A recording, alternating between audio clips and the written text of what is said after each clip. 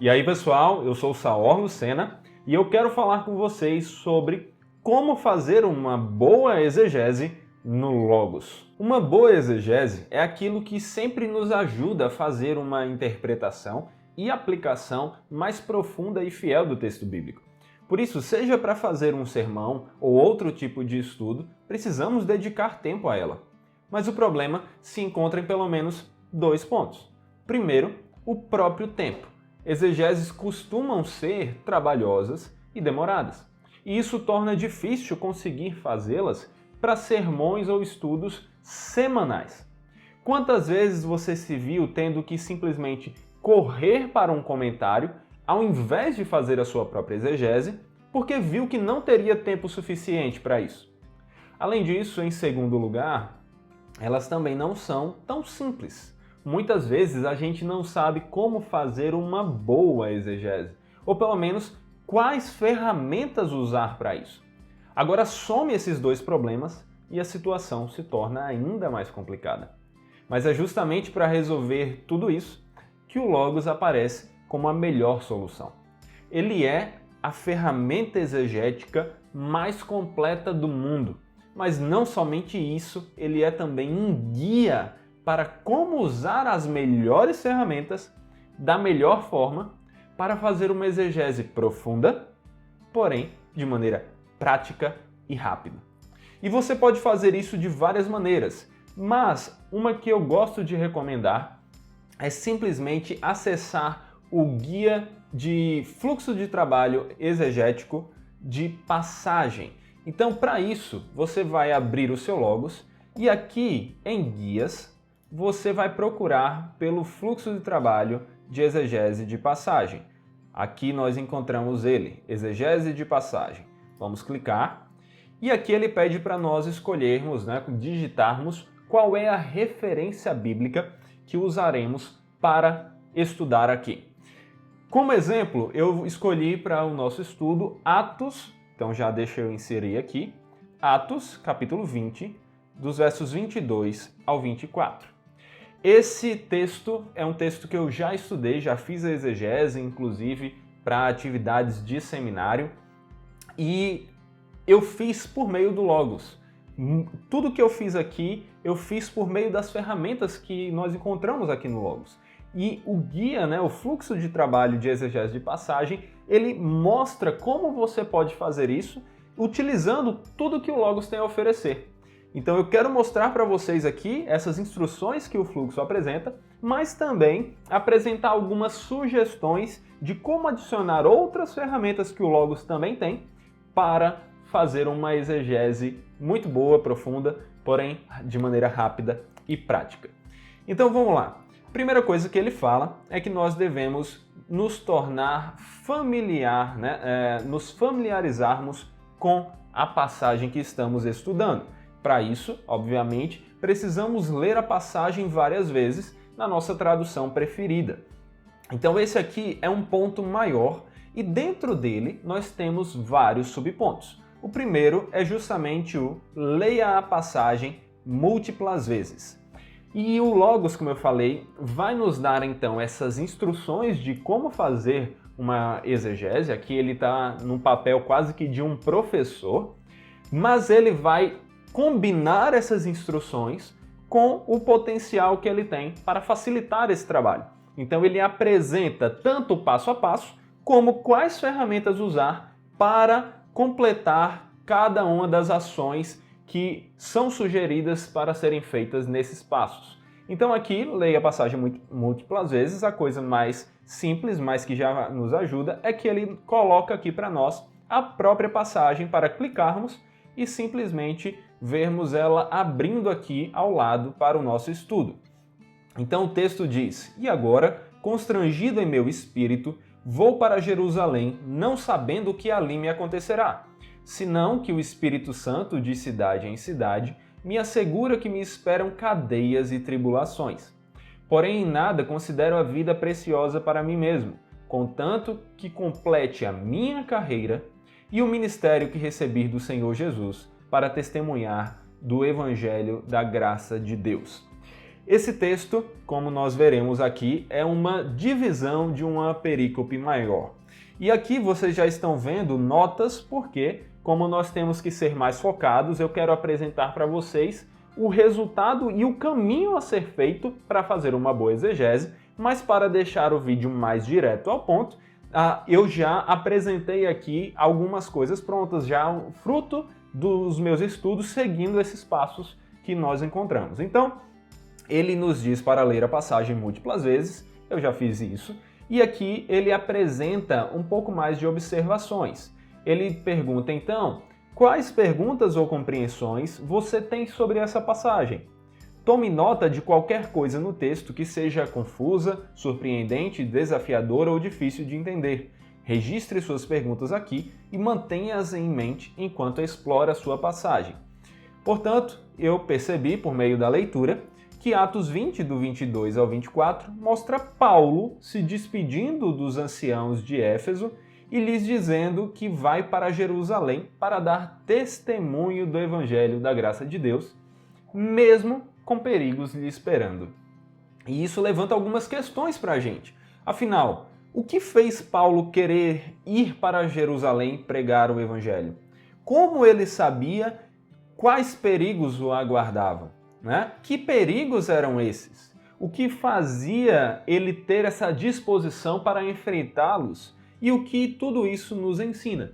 Essas são algumas perguntas que precisamos responder. Então, vamos seguir. E aqui o que é interessante é que, a partir do momento que eu digitei aqui essa informação, a partir do momento que você responder a esse espaço, você estará criando automaticamente, o Logos criará automaticamente para você uma nota. Então eu posso clicar aqui e abrir em notas, e ele vai abrir a ferramenta de notas. Ele não somente criou uma nota individual, como criou um caderno específico para esse fluxo. No caso, um caderno exegese de passagem Atos dos Apóstolos, do capítulo 20, do 22 ao 24. E aqui eu terei todas as notas que eu for fazendo à medida que for estudando. Observe que o que eu escrevi aqui já está aqui e poderá ser acessado facilmente depois, da mesma forma que acontecerá enquanto vocês estiverem usando o fluxo de trabalho e fazendo as anotações de vocês, que eu recomendo que vocês já façam nesse espaço mesmo do fluxo. Vamos fechar aqui por enquanto e vamos continuar. O segundo passo menor que ele nos dá aqui é leia a passagem em múltiplas traduções, ou seja, é importante compararmos as traduções e ver ali onde é que estão as principais diferenças. Isso também vai nos dar uma dica no texto, na língua original, onde nós temos as palavras mais difíceis de traduzir, que levantam mais discussão. Então isso é importante para a gente. E para nos ajudar a fazer isso, o Logos apresenta aqui outra ferramenta que ele possui que facilita esse trabalho. Então, ao invés de termos que espalhar várias Bíblias na nossa mesa, simplesmente podemos dar um clique e o Logos já vai abrir aqui para a gente a ferramenta Comparação de Tradução. E aqui nós podemos escolher quais versões nós queremos comparar. Então vamos colocar que vamos tirar aqui as versões em inglês. Já está com a Almeida Revista e Atualizada. Vamos colocar aqui também a Revista e Corrigida. E vamos ver aqui outras versões para adicionarmos, por exemplo, a NVI. Vamos adicionar também, e agora nós estamos vendo essas três versões, por exemplo, comparadas entre si, na verdade comparadas com referência à primeira aqui, que é a Revista Atualizada, e isso você pode fazer escolhendo as Bíblias que você quiser, e várias delas, não apenas três, mas quantas você quiser.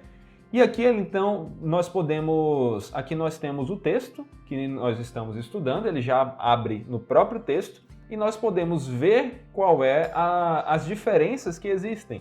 Em azul, ele marca o que a versão aqui das colunas seguintes, elas adicionam, e com esse traçado aqui ao meio, ele mostra pra gente quais foram retiradas ou modificadas.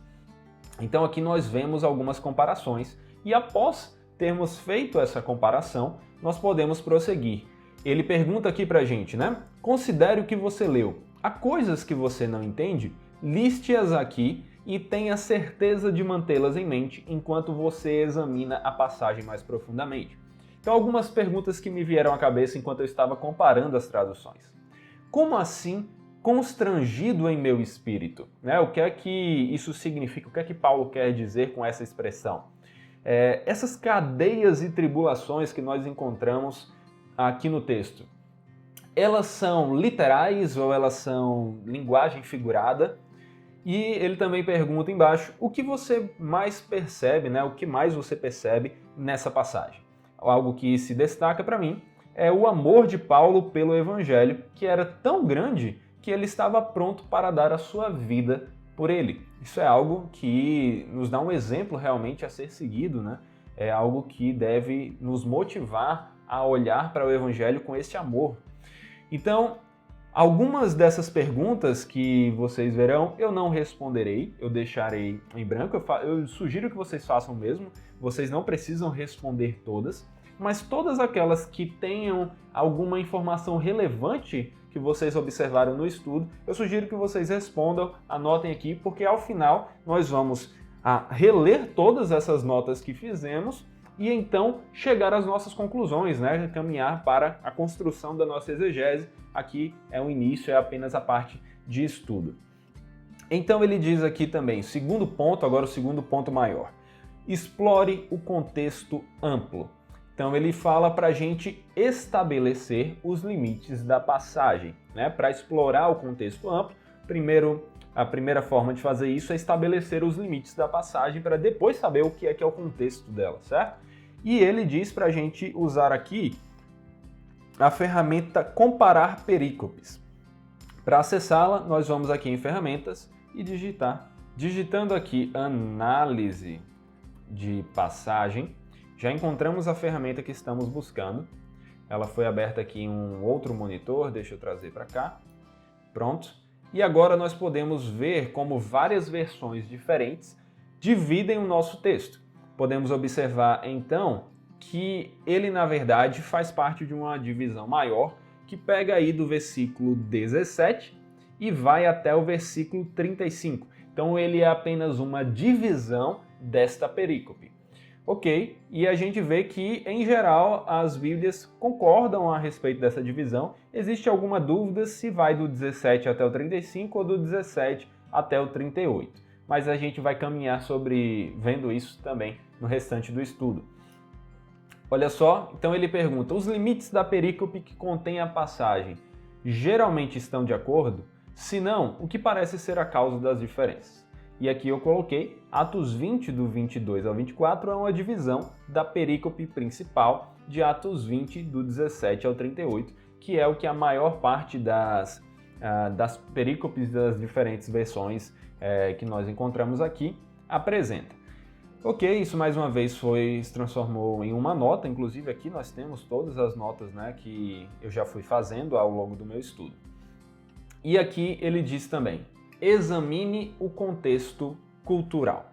Use o conjunto de dados de conceitos culturais para explorar práticas culturais e tradições associadas a uma passagem. Informações de antecedentes culturais são essenciais para entender o significado possível da passagem para o público original. E aqui ele já apresenta para a gente alguns conceitos culturais relevantes para o nosso estudo, como a influência de deuses ou espíritos, no caso aqui, quando Paulo fala, constrangido meu espírito, e também a importância da testemunha, quando Paulo fala aí de testemunhar o Evangelho da graça de Deus, e também em outro momento aqui desse texto, como nós perceberemos ao longo do estudo. Então anotei aqui algumas coisas quando ele perguntou se existem exemplos de conceitos ou práticas culturais na passagem, e o conhecimento do conceito cultural afeta a compreensão da passagem. Eu coloquei aqui sobre a questão de completar a carreira, como isso era visto como uma imagem atlética, isto é, como se Paulo estivesse dizendo que concluir seu ministério era como terminar uma competição de corrida, alcançar o seu objetivo. E o outro deles diz respeito aos anciãos de Éfeso, a quem Paulo está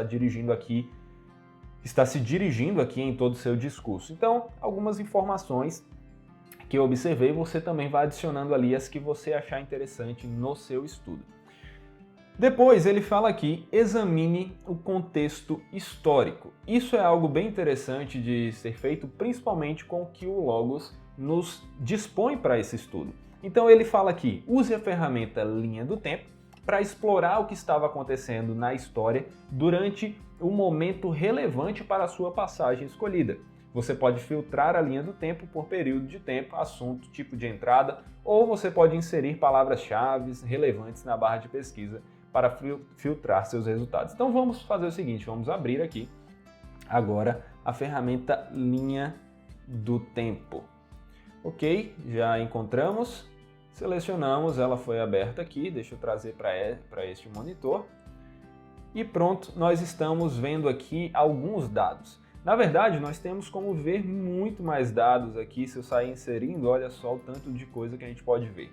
Mas para começo de conversa, vamos ver aqui os eventos bíblicos para identificar onde estão os eventos, né, em que época estão os eventos narrados na nossa passagem. E aqui nós encontramos Paulo em Éfeso, acontecendo por volta de 52 a 53. Já que isso é a data em que provavelmente aconteceram nossos eventos, vamos reduzir o que estamos vendo aqui na tela para essa época. Então vamos selecionar aqui e colocar somente de 52 até 53. Ok, pronto, só estamos vendo eventos dessa época. Agora vamos adicionar e ver aqui também interesses gerais para saber que outros eventos extra-bíblicos, né, que não estão narrados nas Escrituras, estão acontecendo na mesma época em que Paulo está em Éfeso e ver se alguns deles ou quais deles são relevantes para o nosso estudo.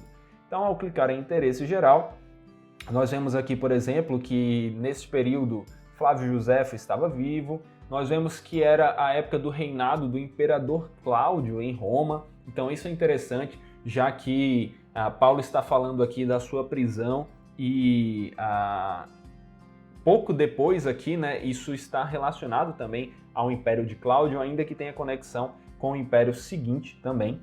E aí também nos mostra que é na época da terceira viagem missionária de Paulo, também nos mostra que aqui, ó, que a vida de Nero já estava acontecendo, né, que foi o imperador logo depois. E também a vida de Herodes Agripa II, que é inclusive quem está reinando, né, ali na região da Judéia e que vai conversar com Paulo, conforme nós vemos narrado em Atos logo depois. Então esses são alguns eventos, nós poderíamos ver ainda muitos outros, como vocês estão percebendo aí na tela. Mas vamos então concluir aqui algumas observações e podemos dizer, como eu coloquei aqui neste caso, os eventos narrados neste texto aconteceram na terceira viagem missionária de Paulo. Paulo chegou em Éfeso, conforme o que encontramos nesse texto, por volta de 52 a 53 d.C., na época que Cláudio era imperador de Roma e Herodes Agripa II era o rei de Judá, né, o rei ali da região da Judéia. Então, essas são algumas informações importantes que já nos respondem detalhes sobre tanto a nossa familiarização maior com a passagem, a leitura inicial, como também com o seu contexto amplo. Agora nós passaremos a ver nos próximos vídeos aqui também como explorar os tipos de literatura. Mas já com esse início, já dá para perceber como esse fluxo de trabalho de exegese de passagem nos ensina a fazer uma exegese e também nos mostra como o Logos nos facilita esse estudo, quais ferramentas usarmos para isso. E se você quer ver mais sobre esses detalhes, então fique aí para os próximos vídeos, para as próximas partes dessa demonstração de como fazer uma exegese no Logos.